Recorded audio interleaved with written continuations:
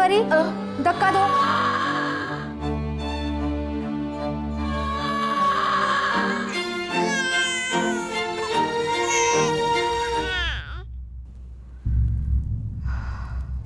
मुबारक हो, लड़की हुई है। देवा ओ देवा, लक्ष्मी आई है घर पे।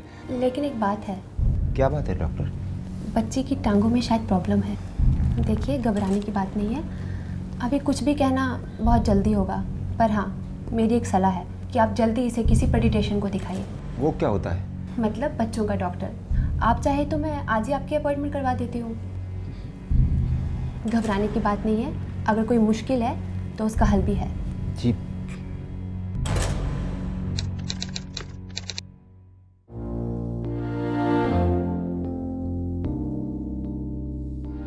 अब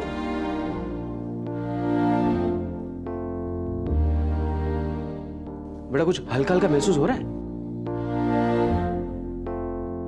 देखिए दशरथ जी और आशावरी जी, कि इतने सालों में रत्ती भर का भी फर्क नहीं हुआ है। लेकिन डॉक्टर साहब, जब ये चलना शुरू करेगी तो धीरे धीरे सब ठीक हो जाएगा ना। अनीता 4 साल की हो गई है, वो अब तक चली नहीं है। मुझे नहीं लगता है कि वो आगे चल पाएगी। देखिए, आप दोनों को बड़ी हिम्मत से काम लेना होगा।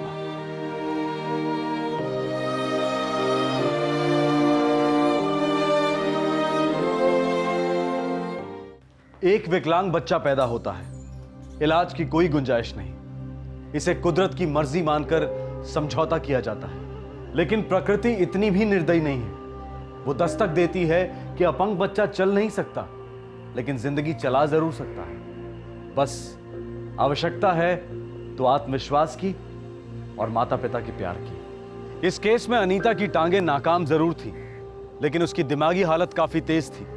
उसे अपने माता पिता के दुख और चिंता का गहरा आभास था।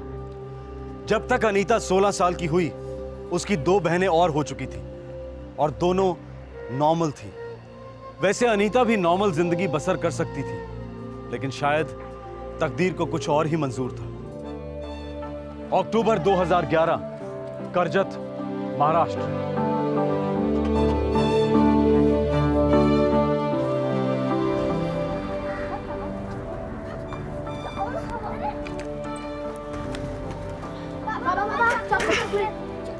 एक मिनट बेटा, 1 मिनट, साइकिल तो खड़ी कर ले।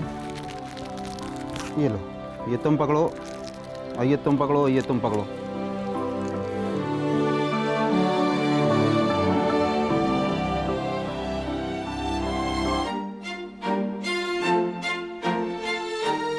आ गए तेरे बापू? हो आए। जा, एक गिलास पानी दिया बापू को।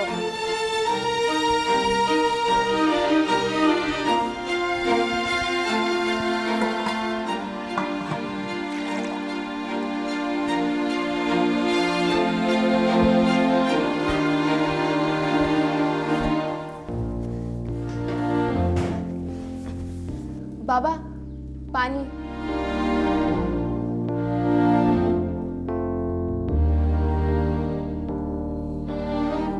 तो क्यों पानी लेके आती है? कितनी बार कहा है कि मुझे ये सब अच्छा नहीं लगता है।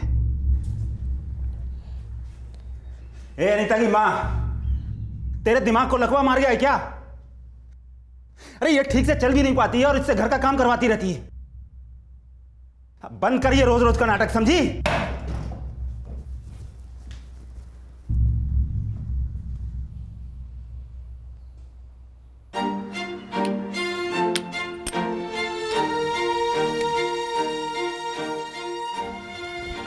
ताई, अब तुम मारो। हाँ।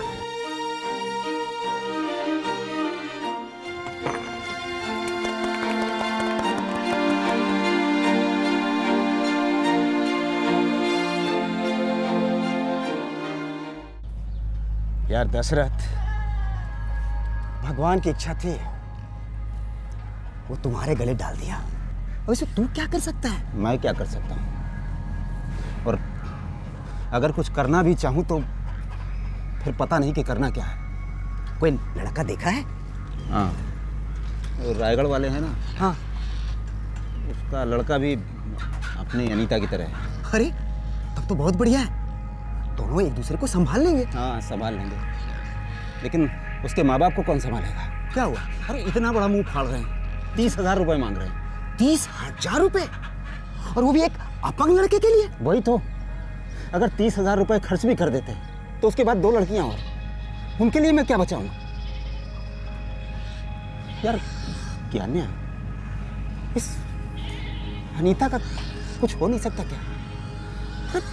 उसकी खुद की जिंदगी तो है नहीं, 2 पैसे की भी, और हमें कंगाल बना के छोड़ेगी। दशरथ, हिम्मत रख, हिम्मत, कुछ ना कुछ जरूर हो जाएगा। यार जो होना है एक बार में हो जाए, आर या पार।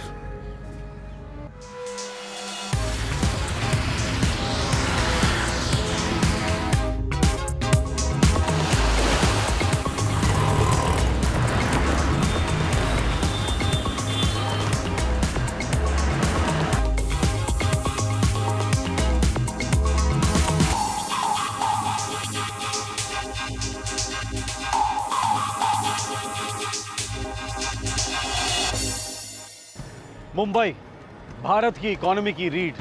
मुंबई करोड़ों लोगों के सपनों की नगरी। एक ऐसा शहर जहां पर पैसा मजहब है, पैसा ही जुबान है और पैसा ही पहचान है। यहां कमाने पर कोई रोक नहीं, खर्चे पर कोई टोक नहीं। दुनिया भर में हो रही तरक्की का हर कदम मुंबई पर जरूर पड़ता है। दरअसल ये पूरा शहर एक शॉपिंग मॉल है जहां पर सब कुछ मिलता है, सब कुछ बिकता है, सब कुछ।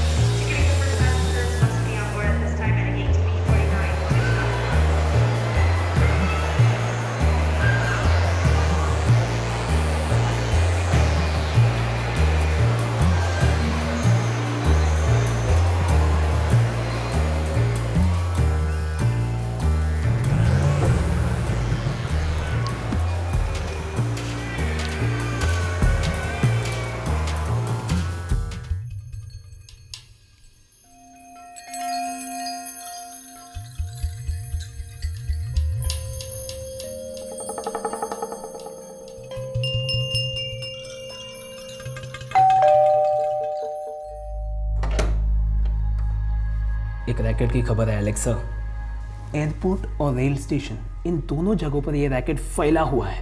एयरपोर्ट और रेलवे स्टेशन, मतलब ये दोनों इनके पिकअप पॉइंट्स हैं। बिल्कुल एलेक्स सर। अंधेरी में एयरपोर्ट के पास 2-4 होटल्स हैं। एयरपोर्ट से उठाते हैं, सीधे होटल ले जाते हैं। होटल्स कौन से हैं, कुछ पता चला? एक ऑटो वाले का पीछा किया था मैंने, उसने कस्टमर को 3 होटल्स बताए। मैंने वो होटल्स के नाम नोट किए हैं। खबर तो पक्की है ना? गलत हुई ना, खबरीगिरी छोड़ दो सर।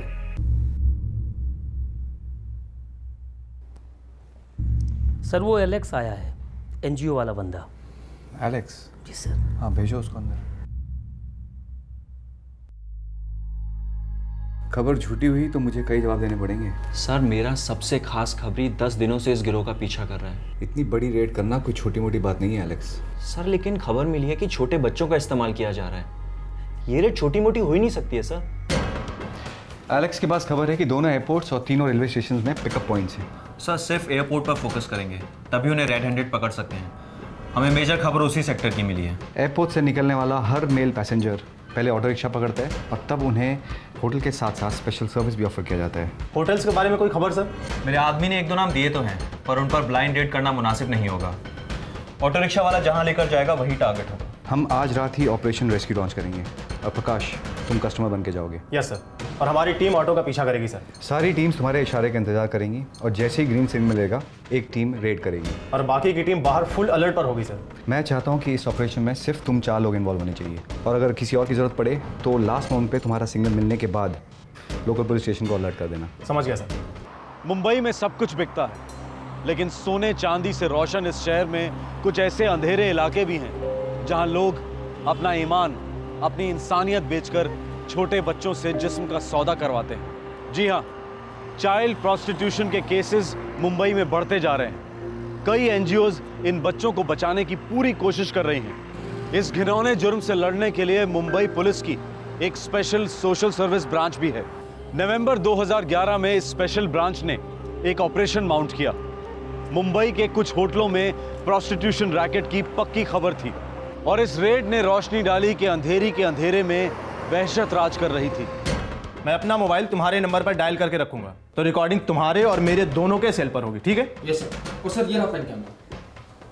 होटल के अंदर पहुंचते ही मैं अपने सेल नंबर 2 से रूम नंबर एसएमएस करूंगा तुम सब लोगों के सेल नंबर 2 पर। सर मैं और गौतम में होटल के बाहर रहेंगे। ठीक है। और सर मैं रिसेप्शन तक चल के जाऊंगा, कोई रूम बुक करूंगा वहाँ, लेकिन थोड़ा स्लो मोशन में सर। सब कुछ बहुत टाइट होना चाहिए सब। और अगर किसी के भी फोन का नेटवर्क फेल हुआ तो सबको पता है ना कि लोकल टीम को कब अलर्ट करना है। Yes sir. Let's go. सब कुछ बहुत टाइट होना चाहिए सब।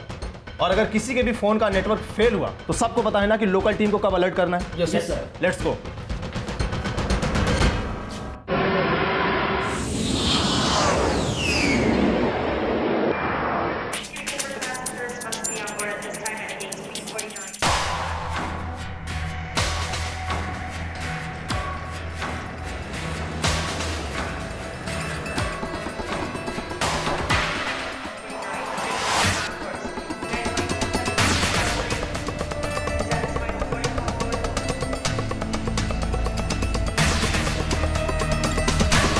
रिक्शा वाला मिला? हाँ सर। चलो ना हवलदार साहब। एक रिक्शा निकला है, वो वेटिंग में तीसरा है सर। हाँ ठीक है, दिख गया, पकड़ता हूँ।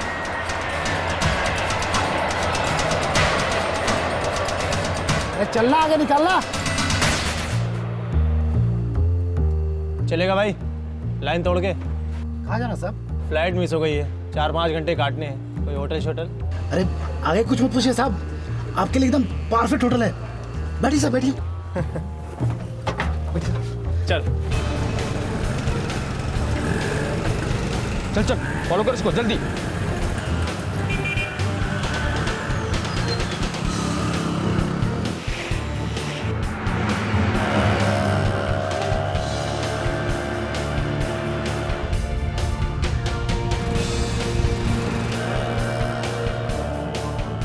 वैसे कौन सी फ्लाइट मिस हुई साहब? एमिरेट्स, दुबई की फ्लाइट, कनेक्टिंग फ्लाइट मिस हो गई।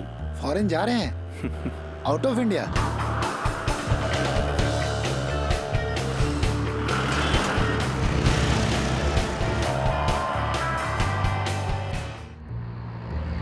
साहब 4-5 घंटे हैं आपके पास।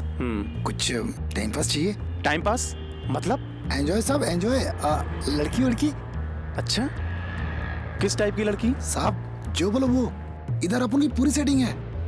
अरे नहीं यार, रहने दो, फालतू का रिस्क है ये। अरे कोई रिस्क नहीं ना साहब, अरे एकदम टॉप का होटल है, पार्सल सीधे रूम में पहुंच जाएगा फटाफट। अरे साहब जी भर के मस्ती करो आप, फिर आराम से फ्लाइट पकड़ो और छू। अरे नहीं यार, होटल वालों को पता चल जाएगा, फालतू का पखेड़ा, मेरी दूसरी फ्लाइट भी मिस हो जाएगी। अरे साहब होटल वालों का ही तो बिजनेस है ये। अरे आप हाँ तो बोलो। कितना लगेगा? साहब वो पार्सल ग्रेड में अपन नहीं पड़ता, वो आप जाने और होटल वाले जाने। अपन का चार्ज है 1000 रुपये, आपको उधर पहुंचाने का सारा सेटिंग करेंगे साहब। अरे साहब अब इतना भी क्या सोचना ना, देखो साहब अपने को जल्दी है ना, और भी कस्म उठाने हैं। ठीक है, ले चलो।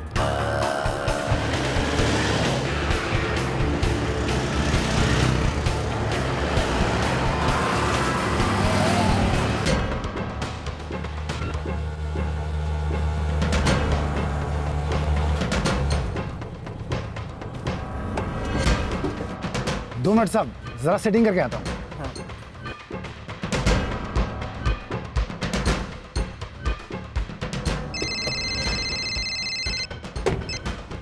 सो हाँ माने, तुम लोग ट्रैक पर हो ना? होटल आकाश रेजिडेंसी के बाहर ही हो ना? यस सर, हम लोग बिल्कुल एकदम आपके पीछे पार्कड हैं, होटल आकाश रेजिडेंसी। और कैसा है? ठीक हूँ, मस्त जेंटलमैन है। अरे दुबई जाने लाया है, नोट भी कम नहीं होंगे उसके पास। लड़की कैसे चाहिए उसे? अब ये तो पूछा नहीं, वैसे भी ये आपका डिपार्टमेंट है। अबे सब सेफ तो है ना? अरे भाई आज तो कोई फालतू गड़बड़ लेके आएगा इधर, देखोगे तो समझ जाओगे। अरे मक्खन है मक्खन। ठीक है, जा लेके आओ उस मक्खन।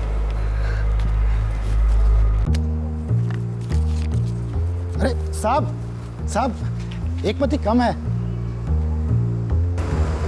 एयरपोर्ट से यहाँ तक का 50 रुपए से भी नीचे होता है, 450 एक्स्ट्रा दिया है। अरे साहब मजाक मत करो। अरे आपने मेरे रेट को हाँ बोला था ना, तब तक आपको इधर लेके आया। अब काहे को मच में साहब। अरे पहले लड़की तो देखो। जरूरत नहीं पड़ेगी साहब, इधर आलतू फालतू लोग नहीं है। अरे सब A1 आइटम लोग हैं। अरे सब फटफट इंग्लिश बोलने वाली है। ऐसा? हाँ चलो ठीक है, देखता हूँ क्या A1 आइटम है। हाँ? ठीक है साहब।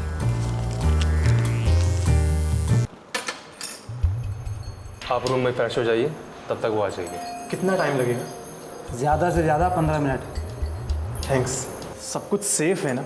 देखिए मुझे कोई प्रॉब्लम नहीं चाहिए, प्लीज़। टेंशन मत लीजिए, हमारा रोज का है और हमारी हर जगह सेटिंग भी है। आप AC ऑन कीजिए और मस्त एंजॉय कीजिए। ड्रिंक्स, खाना वाना जो भी चाहिए सब टॉप का आ जाएगा। ठीक है, थैंक्स।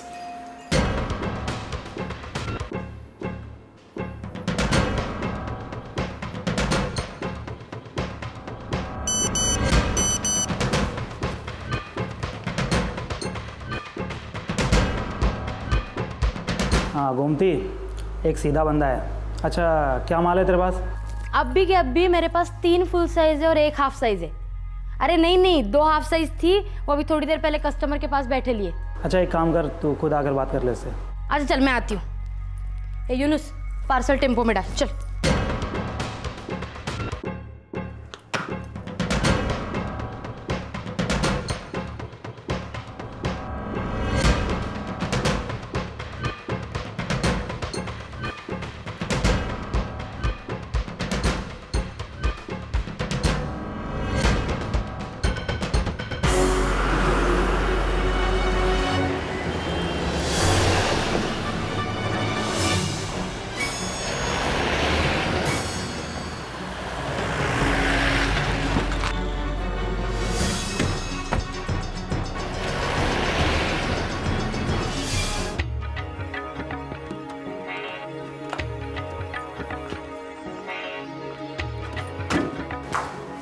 Room number 205। बुड्ढा है क्या?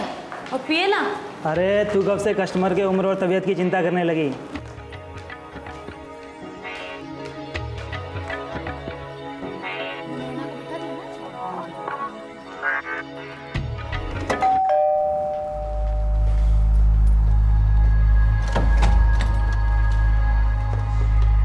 सलाम सेठ। सलाम। तुम कौन हो? डरते क्यों सेठ? जो भी है पुलिस वाले नहीं है। Oh okay. वो कहाँ है? वो भी आ जाएगी साहब, इतनी उतावली क्यों मचा रहे हो? सब कुछ आप ही के लिए तो है। मगर वो साथ क्यों नहीं आई? अरे साहब पहले आपकी पसंद नापसंद तो देखने दीजिए, लेन देन की बातें कर लेते हैं। अच्छा अच्छा। साहब हर एज की, हर टाइप की लेडीज अपने पास है। आपको कैसी चाहिए? कोई भी अच्छी सी। अच्छी लड़की तो साहब कच्ची होती है। कच्ची मतलब? यंग, छोटी, हाफ साइज। अरे जैसा फिल्मों में बोलते हैं ना साहब, कच्ची कली, एकदम फ्रेश। बस एक दो बार बैठियो कि कहीं किसी के साथ। रेट क्या होगा? ज्यादा 20। 20? 20? 20,000 रुपीज, डॉलर्स नहीं। पागल हो गए हो क्या? 20? पागल तो आप हो जाएंगे साहब, लवंगी मिर्च है। अरे क्या सोच रहे साहब, चलो टाइम खोटी नहीं करते हैं, 15,000 में डन कर देते हैं। हाँ 3 घंटा बैठेगी लड़की आपके पास। चल। हाँ 15। हाँ लाइए, पूरा एडवांस लेती हूँ पहले, बाद में झिकझिक नहीं, रूल है अपना।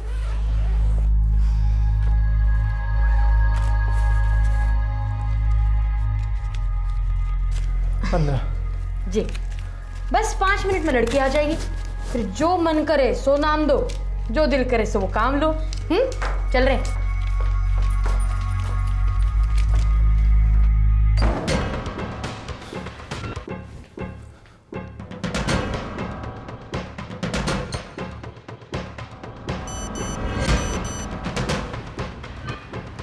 लोकल टीम अलर्ट कर दो। MIT से फोन लगा। ये घूमती सब साफ साफ क्यों नहीं बोला उसको? बोलने जैसा क्या है, तो चुप रहे। अरे बाद में पार्सल देख करके बवाल खड़ा किया तो। लड़की बिस्तर गर्म करने के लिए चाहिए होती, हिमालय चढ़ने के लिए नहीं। हाँ तेरी ये बात भी सही है। कहाँ पे? अंधेरी? इमरजेंसी सिग्नल के पास? अरे तो कितने सारे होटल है वहाँ, नाम तो बोलो। सर होटल का नाम हमारे प्रकाश सर को मालूम है। आप थोड़ा ताबड़तोड़ अपनी टीम लेकर के बस यहाँ पहुँच जाइए। ठीक है, मैं पीआई साहब को अभी बोलता हूँ। थोड़ा फटाफट साहब, गर्म मामला है। सर रेट तो फिक्स है, सभी में एसी या डबल बेड है, इन सभी का 4,500। ए सलील, रूम सर्विस वाले को भेजना, थोड़ा सा सामान उठाना है। अच्छा ठीक है। राकेश। अच्छा भाई सॉरी, 4,500 मेरे बजट में नहीं है, मैं कहीं और देखता हूँ।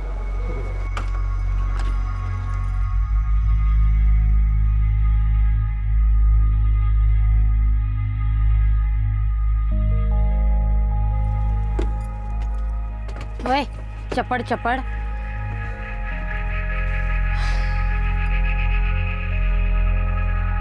जा ले आओ इसको।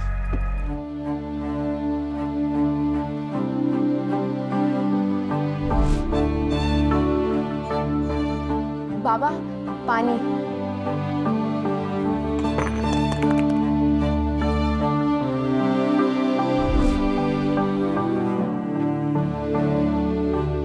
दो 205 में ले आना, संभाल के।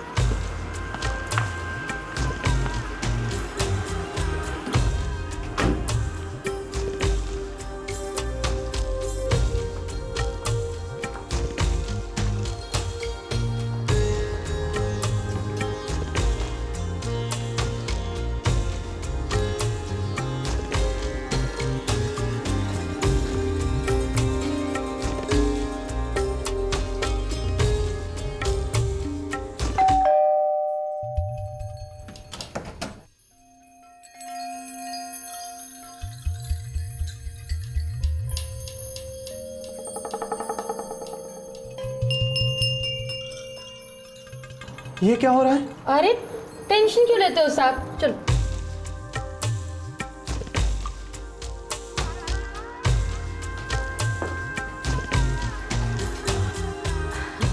क्या है ना साहब, इसकी टांगों में थोड़ी सी प्रॉब्लम है बस, बाकी सब टिप टॉप है। आप एक बार बैठ के तो देखिए। सुन चिकनी, साहब दिन बोले तो दिन, रात बोले तो रात, हाँ सब खुश होना चाहिए। जी सर। तुम कहाँ की रहने वाली हो? क्या साहब, क्या सवाल पूछ रहे हो? रिश्ता करना है क्या? अब आप बस सुहाग रात मनाइए। चल। एक मिनट। अरे कोई हिलेगा नहीं। ये क्या है ये? अब सुहाग रात नहीं, सीधे 13वीं मनाएंगे तुम सबकी।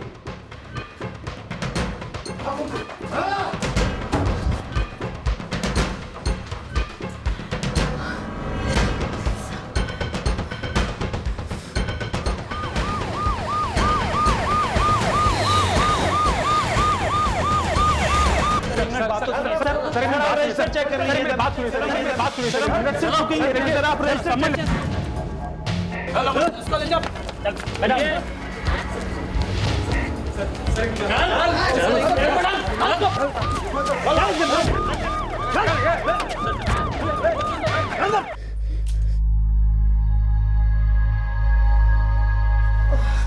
साहब देखिए ना साहब, थोड़ी मांडवली कर लेते हैं ना। मांडवली जरूर करेंगे मांडवली, लेकिन यहाँ नहीं, पुलिस स्टेशन में। पुलिस स्टेशन नहीं साहब, आप लोग जो बोलेंगे वो मैं करूंगी, जिसके साथ भी, जो भी, लेकिन पुलिस स्टेशन नहीं साहब। अरे तुम क्यों रो रही हो?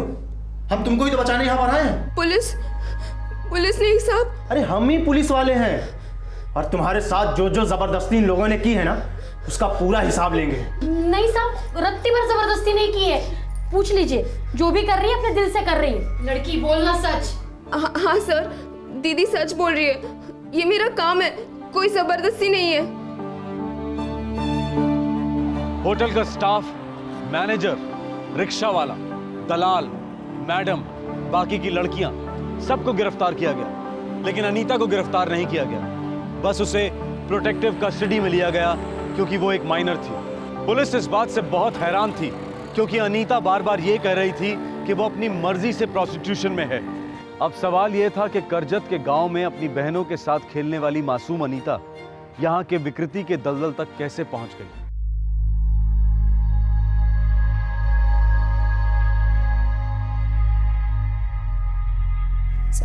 सब मैं हाथ जोड़ती हूँ, मुझे जेल में मत डालिए साहब। नहीं अनीता, तुम्हें जेल में नहीं डाला जा रहा है, तुम्हें करेक्शन सेंटर भेजा जा रहा है। वो क्या होता है साहब? अनीता, वो एक ऐसी जगह है जहाँ तुम्हारी ठीक से देखभाल की जाएगी। तुम्हें वो बुरे दिन दोबारा नहीं देखने पड़ेंगे अनीता। हम सब तुम्हारे साथ हैं। तुम कहाँ की रहने वाली हो? तुम्हें ज़बरदस्ती उठवाया गया या कुछ खिला पिला कर लाया गया? नहीं साहब, किसी ने उठाया नहीं था और किसी ने कुछ खिलाया पिलाया भी नहीं था, कुछ नहीं। बस ये बात मेरे माँ बाप को मत बताना, कभी मत बताना। अनीता, लेकिन तुम्हारे माँ बाप तुम्हें देखकर बहुत खुश होंगे।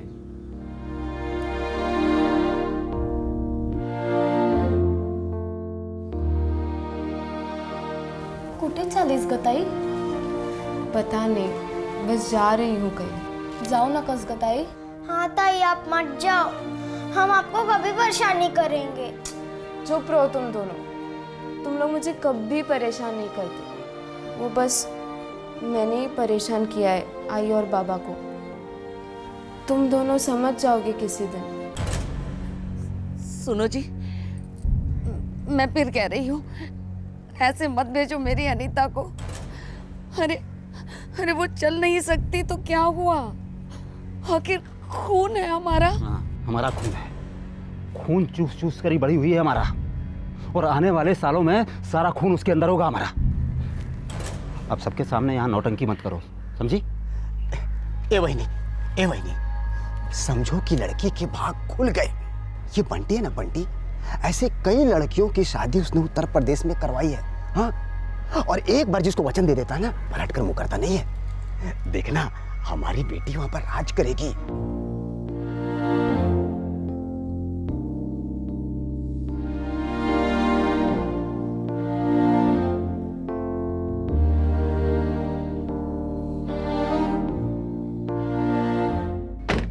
दशरथ, अब मेरी जिम्मेदारी, टेंशन नहीं, समझे? और फोन वोन भी नहीं, टाइम आएगा खुशखबरी दे दूंगा।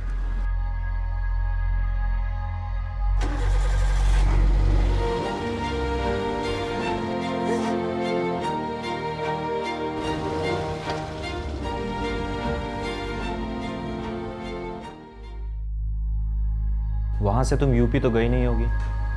नहीं सर, वहाँ से मुझे कोई मीरा रोड नाम की जगह लेके गए और वहाँ मुझे गोमती दीदी मिली।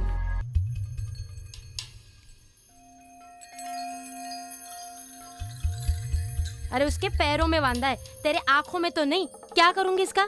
सर्कस खोला है मैंने। अरे दीदी, अलग अलग लोगों को अलग अलग खाना पसंद है कि नहीं? अच्छा, और कस्टमर कौन ढूंढ के लाएगा उसके लिए? तेरा बाप, मेरा बाप या इसका बाप? साला हर बार पार्सल करने में कितना त्रास होगा, लेने के देने पड़ जाएंगे। अरे दीदी, डिस्काउंट देता हूँ ना इसके लिए। मेरे को 20 की पड़ी, आप 25 दे दो। 25 साल से मैं इस धंधे में हूँ। इस टूटे खिलौने के 5000 से ऊपर नहीं दूंगी मैं। बच्चे की जान लोगे क्या दीदी? 10 की तो मेरी खरीद है। अभी बोल रहा था 20, अब बोल रहा है 10। फोकट में मिलियन तेरे को? हैं? धंधे की कसम 10। तो 11 ले ले, वरना वापस ले जा। नहीं रे दीदी, समझाना यार क्या। पूनम, अच्छे से खाना खा। क्या है, दुबली होती जा रही है दिन ब दिन। दीदी, हाँ क्या 11 क्या बोल रही है? 1000 रुपए तो उस साले टैक्सी वाले को दिया, करजत से इधर तक का। एक काम करना, 13 दे दे। 12.5 से ऊपर एक पैसा नहीं दूंगी, यूनुस। और बेटा, खाना पसंद आया? अच्छे से खाना। हाँ अनीता, आज से गोमती दीदी ही तुम्हारी सब कुछ है। मस्त ख्याल रखेंगे तुम्हारा, उनको कभी नाराज मत करना, जो बोले वो करना। दादा, ये दीदी मेरी शादी कराएंगी? देखो, तुम्हारी शादी नहीं होने वाली। इसका क्या मतलब है दादा? देखो, तुम छोटी बच्ची तो हो नहीं। एक बात समझो, तुमसे शादी कोई नहीं करेगा। तो फिर हम इधर क्यों आए हैं? तुम्हारी लाइफ बनाने। ये जो गोमती दीदी है ना, ये सारे बच्चों को काम पे लगाती है, अच्छे पैसे भी मिलते हैं। तुम अब किसी पर भी बोझ नहीं, ना तो तेरे बाप पर, ना अपने आप पर। काम कर, पैसे कमा और मस्त रह। कैसा काम दादा? जो भी हो, जैसा भी हो, तुम्हारे बाप के सिर से तुम्हारी शादी का बोझ तो हटा। फिर तेरी बहनों की भी तो शादी होगी। बस बस, इससे आगे कुछ मत सोच। अच्छा, मैं भी चलता हूँ, बीच बीच में आता हूँ।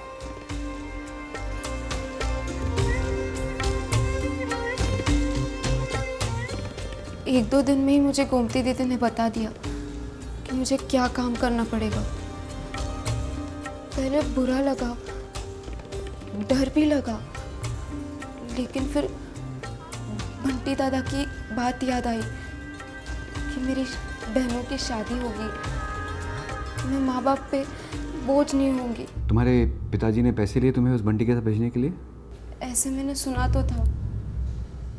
जब तुम पहली बार कस्टमर के पास गई थी, गोमती ने ज़बरदस्ती की थी तुम्हारे साथ या फिर कस्टमर ने? नहीं सर, गोमती दीदी ने तो मुझे पहले से ही बता दिया था कि क्या काम करना पड़ेगा, और मैंने वो किया। और वो बुरी औरत नहीं है सर। क्यों नहीं है? गोमती दीदी मुझे बोझ नहीं समझती, पनौती नहीं कहती, मुझे बराबर का समझती है।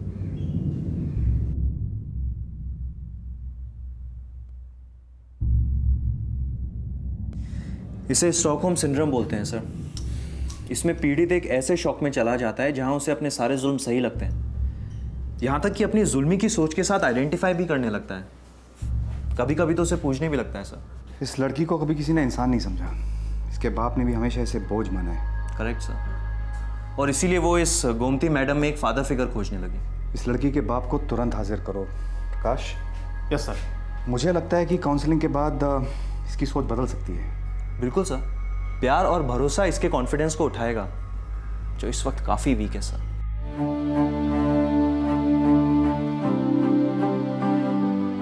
अनीता, तुम चल भले ही नहीं सकती, पर सोच तो सकती हो।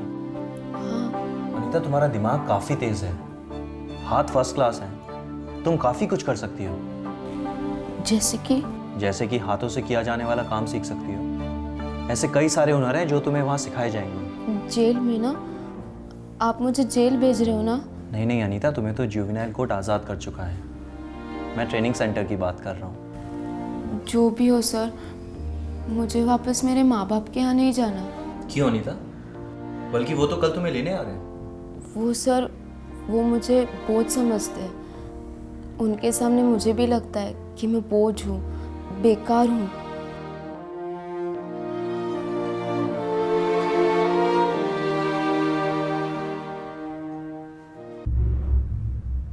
आज के बाद नहीं अनीता। ये देखो, आज के बाद तुम्हें कभी किसी कंधे की जरूरत नहीं पड़ेगी। तुम कभी किसी पर बोझ नहीं बनोगी अनीता। तुम एक नया हुनर सीखोगी, खुद पैसे कमाओगी, इज्जत कमाओगी, सर उठाकर जियोगी।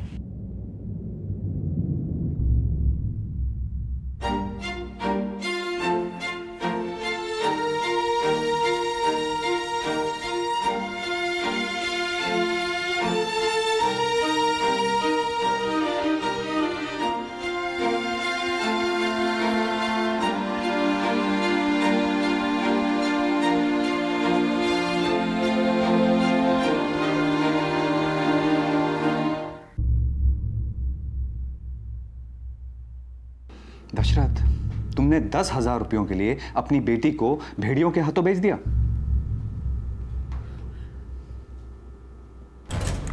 10,000 दे रहे हैं? हाँ।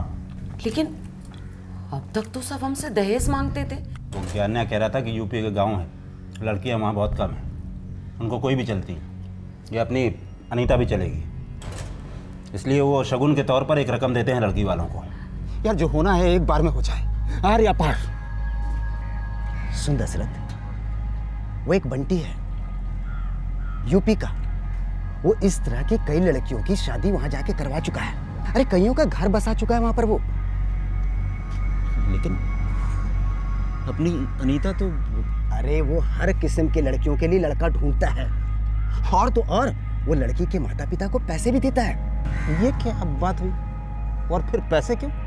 ये तो हमें पता नहीं दशरथ, पर इतना मालूम है कि वो लड़की के माता पिता को पैसे देता है, और उससे हम 2 ही 4 बार तो मिले हैं दशरथ, वो भी रेलवे स्टेशन पर। तो अपनी अनीता का कुछ हो सकता है क्या? अरे क्यों नहीं, उसी की तो बात छेड़ी है हमने उससे। हमारी बच्ची के साथ कुछ गलत किया तो उसने? कुदरत ने जितना गलत किया है ना, उससे ज्यादा गलत नहीं होगा। सुनो जी, मुझे कुछ ठीक नहीं लग रहा है। हमारी तकदीर में ही नहीं लिखा है ठीक लगना, सिर्फ दुख को सहना लिखा है और दर्द को भूलते जाओ। लेकिन आज के बाद से हमें अनीता को सहना नहीं पड़ेगा, बस उसे भुलाना होगा। आप अपनी औलाद को ऐसे कैसे भुला सकते हैं? आपको अंदाजा भी है क्या गुजरी होगी उस पे? क्या क्या हुआ है मेरी बच्ची के साथ? बहुत गलत हुआ है और भी बहुत भयंकर हो सकता था, लेकिन हमने उसे बचा लिया है। साहिब, हम गरीब हैं, लाचार हैं। अगर ये नहीं होता तो कुछ और बुरा होता उस बेचारी के साथ। अब बेचारा कौन है वो मुझे नहीं पता, लेकिन इतना पता है कि आप इकलौते माँ बाप नहीं है जिनके घर में कोई विकलांग बच्ची पैदा हुई है। अब विकलांग होना कोई दोष नहीं है। दोष हमारा है साहिब, हमसे बहुत बड़ी गलती हुई है। सो तो है, अब आइंदा ऐसा नहीं होना चाहिए। अपनी बेटी को घर ले जाइए, उसे प्यार दीजिए, उसे कोई हुनर सिखाइए, कमाने के काबिल बनाइए। शादी जब होगी तब होगी। साहिब, ये आप जैसे शहर के बड़े लोगों के लिए ये कहना बहुत आसान है। कभी गांव आकर देखिए, हमारे कुछ नहीं है वहां, क्या सिखाएं और क्या काबिल बनाएं।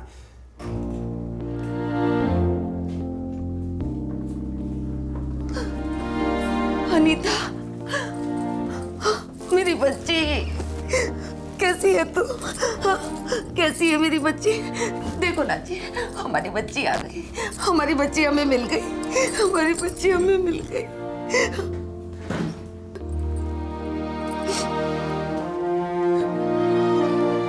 अब ये अपने हाथों पर खड़ी है, किसी पर बोझ नहीं है, इसे सिर्फ प्यार की जरूरत है।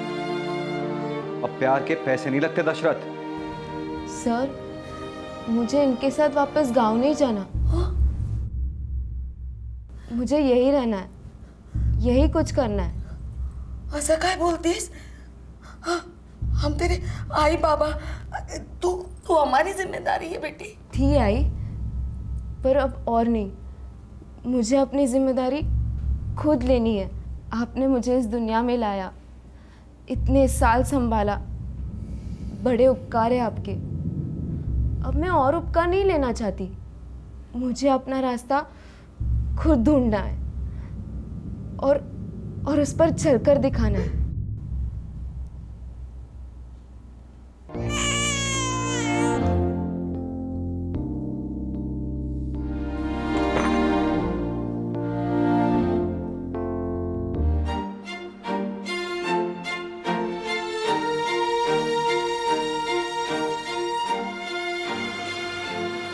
अभी देखो मैं आउट करने वाली हूँ। नहीं नहीं नहीं